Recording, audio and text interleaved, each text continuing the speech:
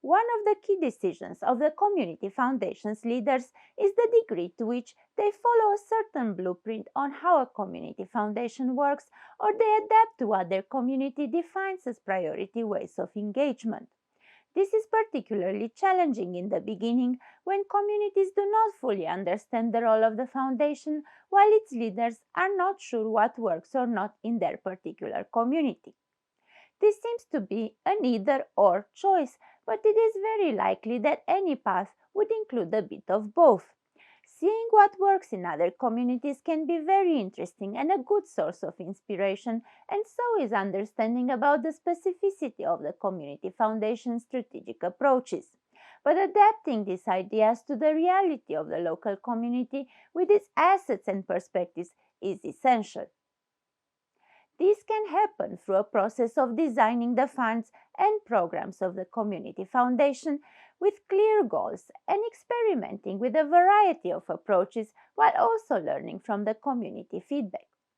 In our experience, many communities do not at the beginning understand the value of the grant making processes or why the foundation chooses to focus on local assets.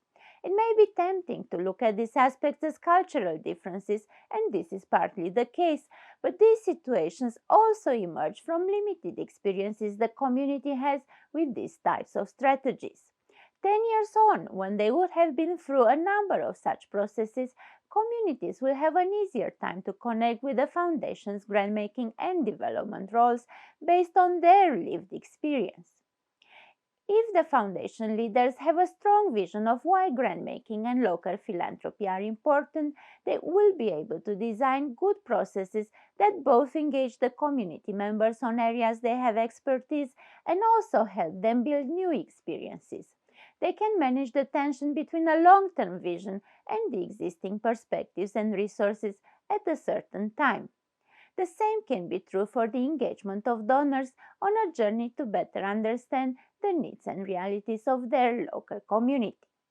Artificially transporting a community foundation concept from one place to another is not desirable, and neither is the adoption of practices without critical reflection on their suitability for the local community.